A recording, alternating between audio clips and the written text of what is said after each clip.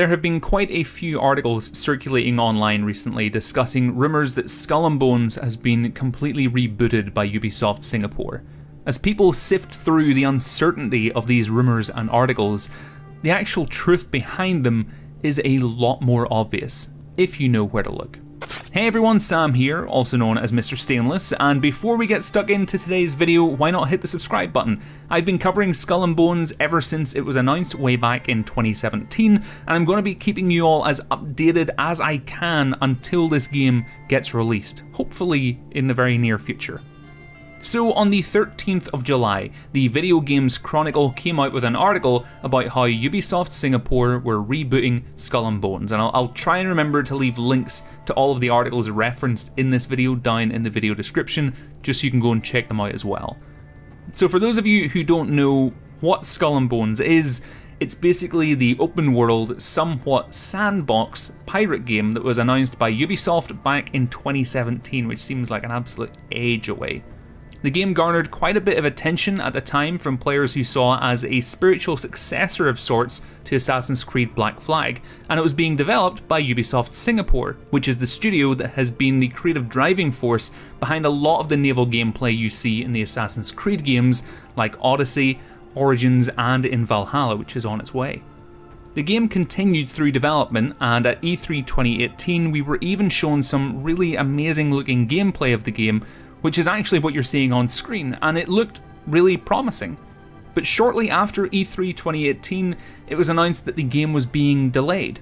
Justin Farren, the game's creative director, left Ubisoft Singapore, and it has been experiencing constant delays since then, to the point where it didn't even look like the game was ever going to get released. Ubisoft Forward happened on July 12th. We didn't see anything regarding Skull and Bones, it wasn't even mentioned. And on July 13th, this article gets posted diving into confidential sources and reboot rumours. Now, articles like this happen about every 6 months or so when it comes to Skull and Bones. Some website out there spouts out an article with a clickbait title which gets a lot of clicks, but spouts really old information or just complete lies. Now, when VGC reported on their article, a ton of other large sites did the same, citing the information shared in VGC's article. Websites like IGN, PC Gamer, Eurogamer, and a ton more. The thing is, some of the information in VGC's article is actually 3 years old. So here are some of the big takeaways from the article that they were kind of referencing from their confidential informants, so to speak. According to development sources speaking under the condition of anonymity, Skull and Bones had been struggling to carve itself a unique position among Ubisoft's existing portfolio of open-world games, which also includes Assassin's Creed, The Division, and Watch Dogs, which led to a succession of delays as Singapore attempted to refine its concept. Now, the issue is not just a Skull and Bones one. After the lackluster release of Ghost Recon Breakpoint, we saw the entirety of the upcoming release schedule for Ubisoft experience delays. Watch Dogs Legion, of Gods and Monsters, I think even Assassin's Creed Valhalla was hit with delays. All of them were delayed because one of the major pieces of criticism that Ubisoft was facing was that their games were all just melting into one. With very little to differentiate new titles in their franchises, Ubisoft delayed all of their games in order to further refine each one. The article then goes on to say that Skull and Bones was rebooted. Well, of course it has. The game was meant to be released in 2018. It's now looking like it's going to be released in late 2021, perhaps even mid to late 2022. Why delay it to that point unless it was going through a reboot of some shape or form? The thing is, Ubisoft work on a 4-year development cycle.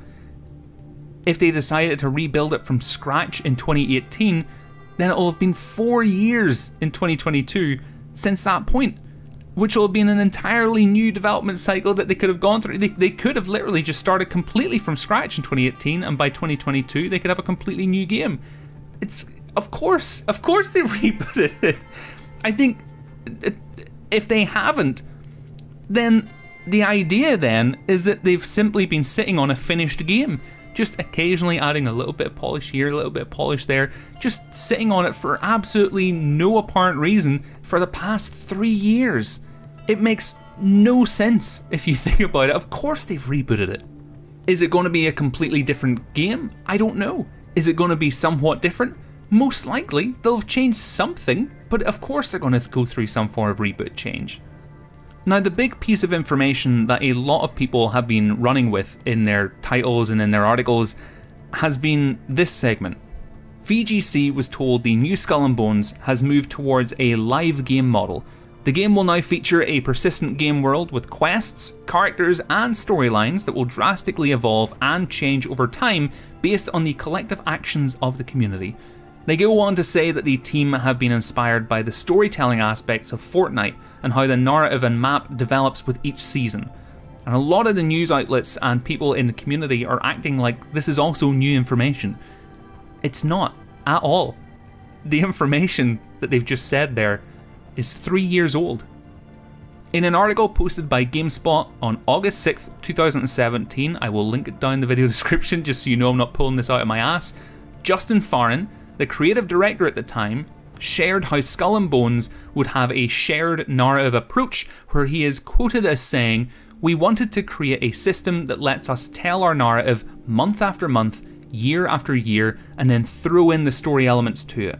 There's not a lot of games that do this, but we really think that this is where people really want to experience narrative on a personal level, where they can effectively change the world. People always say it's a living, breathing world. Well, we really want to take that to heart. We want to create a world that actually reacts to the things that you do in it." Back in 2017, the game was confirmed to be following a games as a service with elements of a live service model added in too. In fact, I even made a video about this way back then. The fact that Justin Farren is referencing that they want to tell their narrative month after month, year after year, sounds very reminiscent of a game that will roll out its narrative and new content in seasons. If you look at modern games that are doing this incredibly well, referencing Fortnite is a great way to do that. Why? Because it's made a ton of money. Because even though its player base may have dipped, it's been performing incredibly well. Of course you're going to want to say that you're drawing inspiration from that kind of game. Of course you're going to want to say that you're looking at one of the most successful games in the past 3 years or so and tell people, tell the press that you're paying attention to how they're doing things and you want to emulate that. Because that'll sound really good.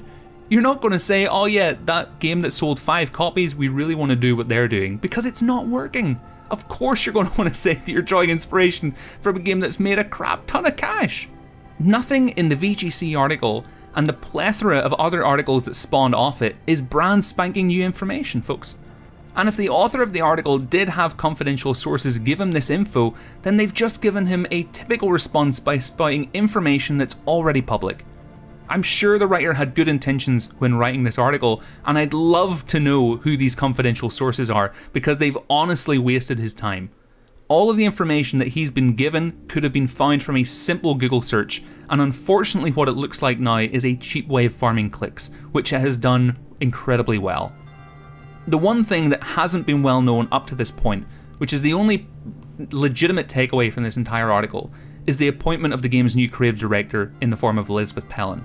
Now, from what I know from my own sources, Elizabeth is incredibly passionate about Skull and Bones and its community, and has been from the very outset, and I cannot wait to see the direction she takes it in. She's been keeping up to date with this game and has been as passionate about the game as us in the community, and I think she jumped at the opportunity to basically kind of take creative direction over it. And I think that's incredibly exciting to see somebody that is passionate about this game and wants to see it succeed take over the reins from it. In essence, folks, don't believe everything you read in the gaming press. A lot of the information in the VGC article I actually made videos on a few years back, and if this guy had came to me, I could have saved him a lot of time, but at least he brought in a lot of traffic to their website. If you want to be kept up to date with real Skull and Bones news, hit the subscribe button down below. But folks, that is all I've got for today's video.